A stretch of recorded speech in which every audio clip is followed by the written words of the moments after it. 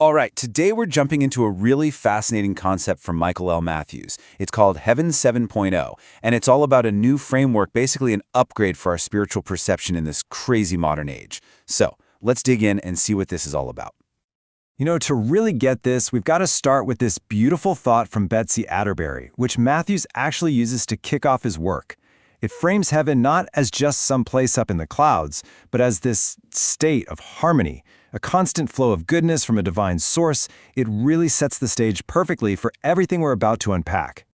And look, this idea of heaven, it's not just a niche concept. Call it paradise, the eternal realm, whatever you want. This idea of a better, transcendent place is one of the most powerful pieces of common ground that all of humanity shares. It's this universal beacon of hope. So why? Why is this idea so universal? Well, it's because it taps right into our deepest human desires, right? No matter the belief system, you see these same threads weaving through. The promise of peace, the comfort of seeing loved ones again, and this deep sense of ultimate purpose. Now, here's where things get really interesting. Matthews makes the case that our vision of heaven itself has been, divinely protected. He uses this awesome tech metaphor. Think of it like a cloud-based concept. It's pure, it's hopeful, and it's somehow stayed untouched by all the junk and corruption we see in our earthly systems. And that purity creates a really stark contrast. If our vision of heaven is so clean, why does the experience of faith on earth often feel so messy sometimes? Well, this gets to the heart of the problem Matthews identifies, what he calls our corrupted spiritual software. And you can really see that contrast laid out right here. On one side, you have the pure vision of heaven. We're talking harmony, hope, truth. But then on the other hand, you've got the reality on the ground that Matthews is pointing to.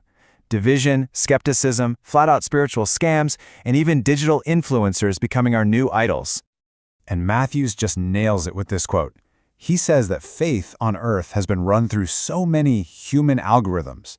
Think about it, our biases, our politics, our power struggles, all these filters. And the result? People have become rightfully cautious, like we're all users of a system we suspect has some serious malware. And the outcome of all this filtering and corruption? Division. Total division.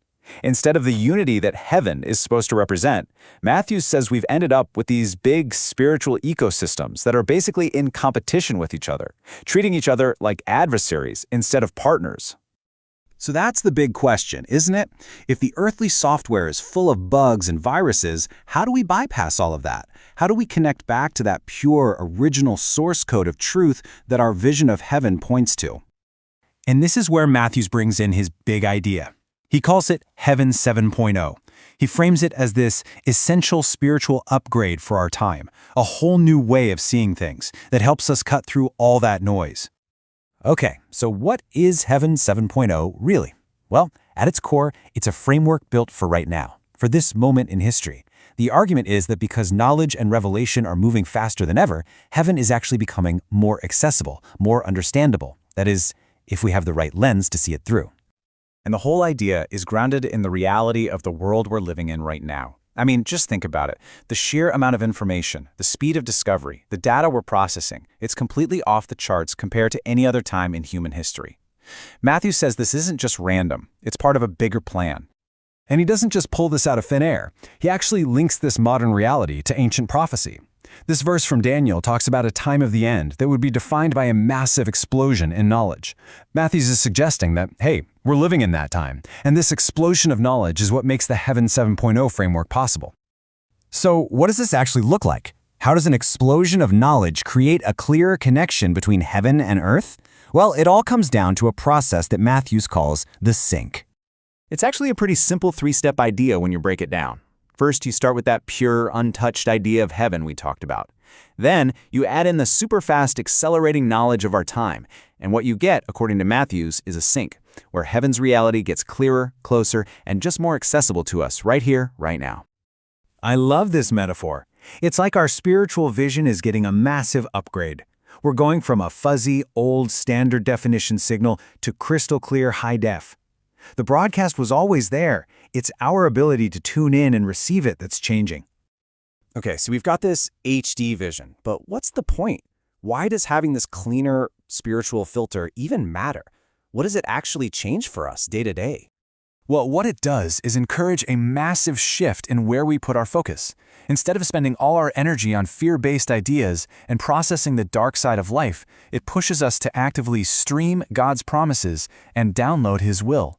It's a huge shift from being passive and afraid to being active and full of faith. And really, this is what it all boils down to. The whole point of Heaven 7.0 isn't just about seeing heaven more clearly, it's about seeing ourselves more clearly. It's a tool to help us understand our real identity in God's kingdom and to finally see the person He designed us to become all along. And that leaves us with this one really powerful question at the heart of it all. What would actually change in our own lives, in our communities, in the world, if we all decided to shift our focus away from fear and toward the hope, the harmony, and the incredible promise of heaven? It's definitely something to think about.